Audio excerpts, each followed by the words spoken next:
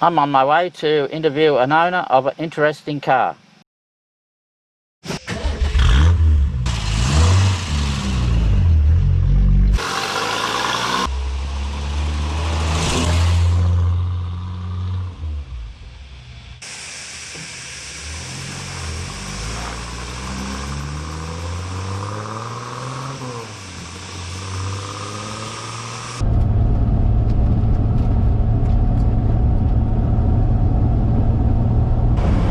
I'm on my way to visit Chris to have a chat about his 404 Peugeot rally car. Should that be Peugeot? Anyway, whatever you want to call it. I'll be there in a couple of hours, so I'll see you then.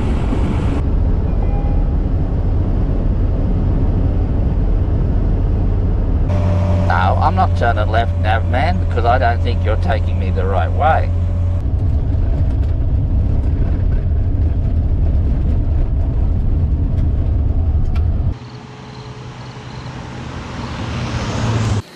Well, I'm here with Chris, having a little chat about this marvellous 404 Peugeot rally car. Now, did you buy this as a road car and fix it up to a rally car? Yeah, originally it was bought as a road car, and the reason I was attracted to it, it's an original 16-18cc fuel injected 404. Fuel injection in what, 1960? It's a 63 engine. Really? So it's got fuel injection, alloy cross-flow head, bolt-on balance weights on a steel crankshaft, torque tube drive. Back in those days you had to go to Lotus to get the same engine spec. Yeah. And this was just a road car. Yeah. Well, the French, the Italians, they pushed the envelope with all that sort of stuff. Way ahead of the game back in those days. Yeah, my Triumphs had fuel injection in '69 and you wouldn't get to where you were going with that, I don't think. Well, remember the Valiant made a big thing about the Hemi head in the 70s. Yeah. This is a 63 Peugeot. In fact, my 203 Peugeot has got a cross-flow head on it too. So to get it ready as a rally car, did you have to do much of the strengthening or? No, we didn't. We put a full roll cage in it, and the roll cage added a lot of strength, went right through to the back floor pan behind the tail lights. There was a full engine rebuild. Went right through the suspension, and we had King springs made to make it ride at the correct height when it was fully laden. Yeah. And then we put in an engine block to stop the engine coming forward and wrecking the radiator and a few things like that. Right, yeah. And then I took it down to Keith Pascoe, who was a genius in Sydney, who prepared London to Sydney 404s and 404 rally cars, and he basically got me to undo most of what we'd done. He said the last thing you want to do in this car is have a chain or a block on the engine. He said you need to let it float. Yeah. He said, but what you do is you put a steel ring on the radiator, so when the blades come forward, they just rub on the ring and they don't carve your radiator up. Yeah. He also said to me that the biggest thing with rally cars is the exhaust, and he got me to put a slip joint in the exhaust and mount all the mounts with valve springs and long bolts. So the whole exhaust is spring mounted and the sleeve lets it slide. And that was done in 1998. Yeah. It's been around Australia in the rally. It's done the Red X rerun around Australia, the Ampol, and the 3 tracks, Birdsville, Strzelecki and Udnadata. Still the original exhaust, never had anything changed. Really? Yeah, the man was a genius. But he said that everything needs to be able to operate as it did originally. And he was right. Yeah. How is it underneath in terms of scars from all that distance? There must be some dents under there. Well, we had a really good sump guard under it, so there's no damage at the front. We did hit a big rock around near Esperance, which staved in the fuel tank, which took our range down a fair bit. Yeah. But I was lucky enough to get onto the Peugeot Car Club guys in Perth, and when we pulled into Perth they had a new fuel tank for me. But problem is, being a fuel injection, you've got to have a return to tank line, which is not on the normal cars. Right. And we had to get that welded into it. Yeah. But then we were good to go again. But we lost a lot of fuel capacity. The car club movement's a great thing for that. Yeah. That thing. Yeah. The Peugeot car club blokes were right onto it as soon as the SOS went out. Right. I mean, they're the sort of fellas who would have pulled one out of their own car to get you going. Yeah. So that other than that, as I say, with the engine rebuild, full suspension, we put Coney shocks in the struts. Right. Coneys on the back end. So you had to change the back end as that how they were? Because we're running historics, we had to run the original worm drive diff. Yep. At the moment, it's got four-wheel disc brakes, limited slip, high point diff in it, but that was after the rally. Yep. For the rally, it had to be, because we were scrutineered at the beginning and we had to be re-scrutineered at the end because we won the division, the historic division. Yep. So in that PlayStation event, how did the brakes stand up to? Is it a hard event on brakes? Was it? Yeah, there was a lot of steep downhill stuff, but we didn't have to change our pads all the way around. So the brakes, because we had drums on the back. But really, used the gears a lot. And we didn't really have any big issues with the brakes. They went right round on one set of pads. Right. But about tyres, did you get all the way around on one set of tyres, or was it? We did. We ran Toyo light truck tyres. Oh, okay, yeah, they would have got you all the way around. And we had two spares. And they went all the way around. So we were very happy with them because I think I've shown you some pictures of some of the conditions we encountered. When we were round through Esperance, we got stuck in the bull dust. The ruts were so deep we ended up sitting on the diff with the wheels in the air. But later on, at places like Halls Creek, the road conditions were just absolute. Well, it wasn't a road. You're basically driving across a gibber desert that hadn't even been graded. They were horrendous, and I think it was sort of. My memory may have let me down, but I think that's where Michael Guest came unstuck. He blew 2 or 3 tyres on the WRX, and then instead of waiting for his service crew to come and get him, he drove in on disc rotors and rims and things and just destroyed the car. They put him on a plane, I think it was at Perth, and sent him home and put the co-driver in it. It was just lunacy, and when you see what the road conditions were like, you can see why. But the suspension, the Peugeot suspension is really long travel. They were built for the French cobblestone roads. And that's why they go so well in those rough conditions. Yeah, well, the French, considering France is not sort of known for being a desert or something, most French cars seem to have suspension. The Citroens and... The Citroen. I was overtaken by one of them big Citroens. I don't know what it was. Probably in a rally one DS19 time. or a DS21. It was a very rough event, and I just backed off, and next thing there's Citroens in my boot. Well, let's face it, everybody knows that the Citroen won the London to Sydney. Well, was only taken out by that Mini in the transport stage to town, and Andrew Cowan got the trophy in his Hillman, but everybody knows who really won it. Well, yes, exactly. Bianchi was in the Citroen won the London to Sydney. Yeah, it was cruel justice that that happened, and they're not like these. They're not, to look at them, you sort of go, it's a taxi. It's not. Well, it might be a taxi to you, Jim. it's a prestige rally car to me. Well, that's it. It just doesn't look the business. It's not. Well, the problem is they're deceptive. Well, looks aren't everything. Look at their record in the East African Safari Rally. When it really was the East African Safari Rally. They were proper rallies then. And they won that 3 or 4 times with the fuel injected 404. But so this is pretty similar specs actually to those East African cars. Now, how did you stand up to? Well, you've been in a fair few of these things, but that one would have been particularly hard because it was before the soft, wussy sort of. Yeah, we were swagging it, but it was really. Are you sleeping on the ground, were you? Quite a not all the way, but accommodation was hard to get. But the big thing is you're doing 18,500 kilometres in 21 days. So you're doing 1,000 Ks a day Yeah. under rally conditions. You're starting at 4 o'clock in the morning. Yeah. Then when you get in at night, you go into your service area, and you've got to do your service and fix anything that's not going right. Then get it into Park for May.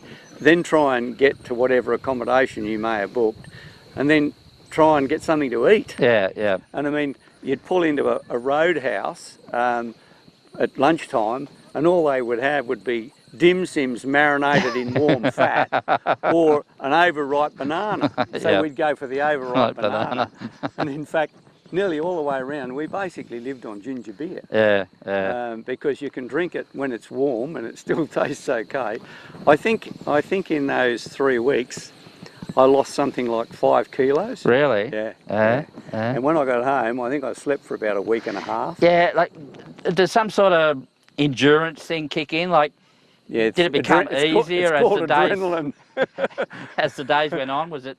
No, we realised that we had a very long way to go right from the beginning, and that we needed to bring the car home. Yeah. But what happened in the first week, all the boys went out there full of adrenaline, up it, and there was rollovers and crashes and things that hadn't been properly prepared came unstuck. So the carnage was pretty big in the first week. Yeah. Second week, the field settled down. They realised this is an endurance run. Yeah. And it went fairly smoothly. Then the last week, fatigue set in, and you get your rollovers and your crashes again. Yeah, like a certain amount of complacency would set in. Would it, you know, you're competing in an event and you've been sideways a million times at a certain, oh yeah, no worries, but you're not concentrating enough. Yeah, well, that's possibly. We didn't have any offs in offs. our team. No, we didn't have any. We had obviously a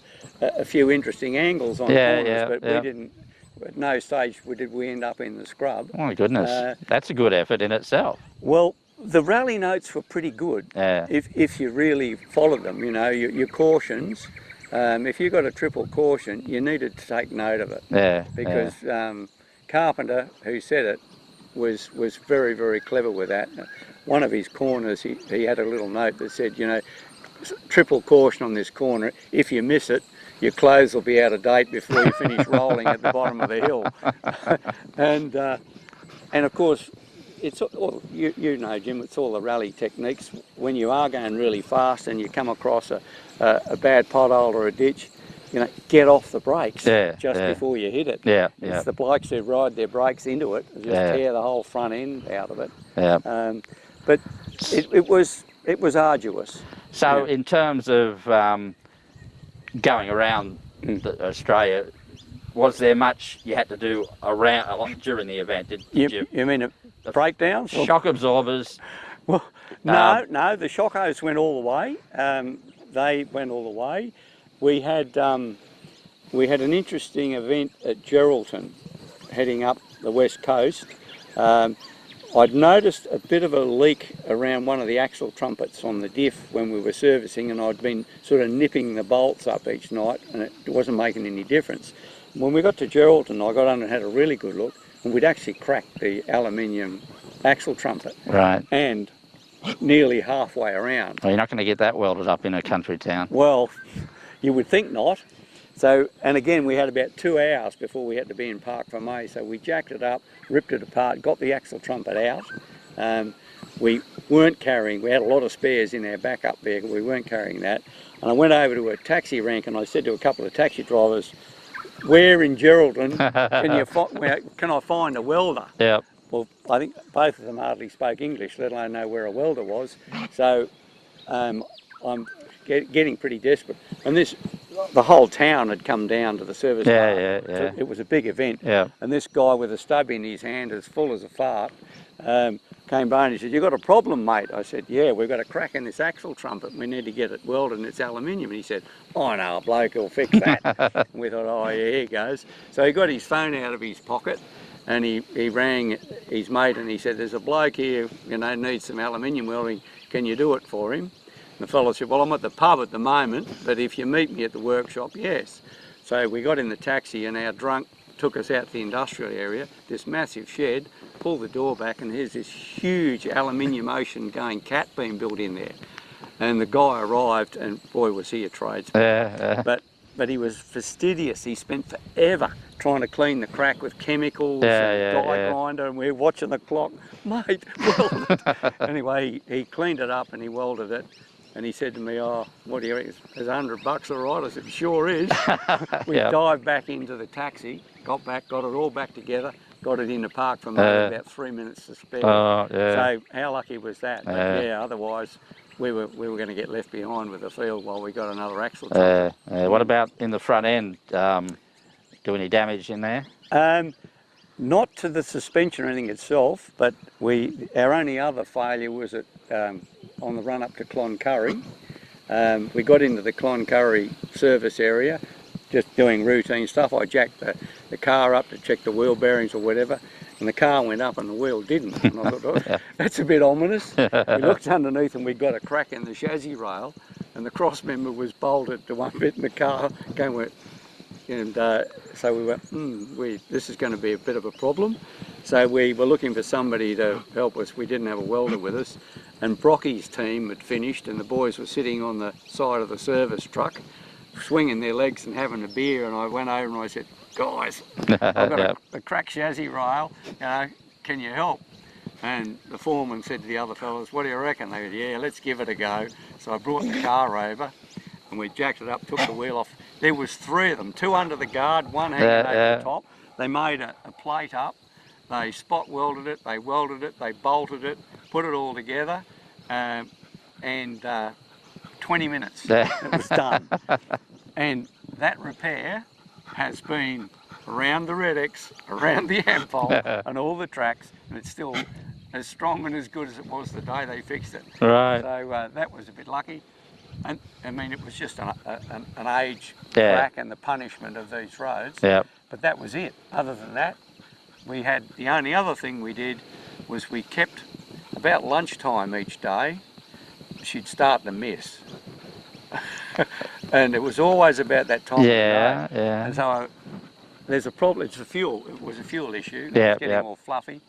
So near Robe, on a really hot day, lunchtime it got fluffy. I got underneath, we had the engine on and you could see the fuel coming out of the tank into the filter and vaporising the filter. So as the ground temperature got up about lunchtime, the heat was vaporising the fuel. So we pulled the filter out, put it back together, never had any more problems. So, you know, I think we were pretty lucky with a car that old. Particularly when you look at some of the road conditions we encountered. Well, I think no matter how much preparation you do, at the end of the day, a bit of luck goes a long way. Absolutely, and we certainly had that bit of luck, particularly at Geraldton with that welded axle trumpet. But no, it's been a fantastic car. It's really nice to drive. I only just recently took the full roll cage out of it to make it more comfortable for historic rallies, because the cage and the full harness seat belt, and you couldn't put the seats back too far. And my navigator, Jim Woolley, he's a little bit rotund for a full harness seat belt. So I've just taken that out of it. But other than that, the engine is still the way it's always been. But it's very interesting. I'll show you the engine bay in a minute. Well, it's amazing, you know, that these old cars, you know, I've got a modern-ish Toyota, and it's a whiz-bang, all singing, all dancing thing. But you get out of that, and you get into my old classic car, and there's just this something like you've come home, and it's sort of... It's got feel, it's got personality. You can feel what you're doing. And you actually have to drive it. The Toyota's a bit wishy-washy, the gears are wishy-washy, the steering's wishy. Well, one of the things with the 404, in fact, before I bought my 504 Coupe, I've got quite a lot of old Peugeots that I've been collecting over the years. But if somebody had held a gun at my head and said they've all got to go except one. Yeah, I was going to say, would you ever part with it? even if it wasn't the rally car, the Yep. 404 Yep. would be the car that I would keep, because I think it's a pinnacle Yep. of Peugeot's engineering. I mean, the styling is Pininfarina, and that's subjective. Yep. But other than that, you cannot poke a fault at the Yep. mechanical package Yep. in, Yep. in these cars. Yep. I was going to actually, there was one other interesting breakdown that we had that I'd forgotten. Going up the west coast towards Broome, we did about 40 or 50 kilometres up through the sand dunes of Shark Bay. All right. Yeah. And it was a track in the sand dunes, and the sand was so high on each side you couldn't pass another car. So for 40 kilometres you were yawing in the sand. Yeah. And the panhard rod on these, which with the coil rear end, Yep. the panhard rod keeps the wheels under the car. Well, the bushes in the panhard rod let go, and you see the wheel had come out the side mud guard and go back in, and it'd pop out the side. So when we got up to somewhere near Broome, I managed to find a parts place and just went out the back and went through all of his bits, and we found a couple of nylon bushes, probably out of a Nissan or something, that fitted the panhard rod perfectly, and we got back going again, because the sandy roads and things around Broome there were pretty hard. Even though they were smooth, you got a lot of yawing in the sand. So that was the only other one that I think I can remember from around there. We, of course, one of the stage when we were coming down to Raymond Terrace through the north coast got flooded out, and we all got stuck in a forest section where you'd come down. Well, when I say we all, about the first 10 cars got stuck, and then they closed the section. We got to the bottom of this ravine, couldn't get out again. Been there, done that. That's an old trick. Like a spider in a sand trap. You know, you couldn't go either way. So we had to wait for four-wheel drives to come down, and about 50 k's on a tow rope to get out. Dodging the leeches? Were you dodging them? Well, I mean, Peter Meadows, you know, another Newcastle, the Newcastle team, all our families had gone to Maitland Showground or whatever to meet us. We never turned up at Raymond Terrace, never turned up. Because after they got us all out, it was just straight down the highway to Sydney, Darling Harbour. But that was interesting up there on the north coast. But it was a great rally, Jim. But it was a real test of man and machine. And I think anybody who finished it can be proud of their To finish would be just, you know. To get to the end. But we found, particularly with the historic division, which we actually won the under 1967 division outright. We were in the 1600 to 2 litre class, because we're 16, 18 cc's. We're 18 cc's into the bigger engine class. And we won that, but we also won the historic division outright, which did annoy the Tiranas and I'm sure it was. I'm sure it would have. And a few of the others. So you know, we were pretty happy with the refs. We were 25th outright. But I mean, which is probably not too bad for a car of this size and age. Well, but we had Ronnie Fraser was with us, and Matt Windram, a friend of mine who used to race go-karts. He did a lot of the driving as well, and Ron he was sort of our public relations officer. Well, he'd be good at that, every stop. Ron likes to chat, and he's very good at it. He's very good at it, But he was a lot of fun to have along, Ron. And his wisdom cut in quite a few times. So all in all, we really enjoyed our PlayStation. Well, thanks for that little chat about the 404. Pleasure, Jim. No worries. Hopefully it'll go around Australia one more time. Well, you never know. I don't know if they'll ever run that sort of event again, but you never know.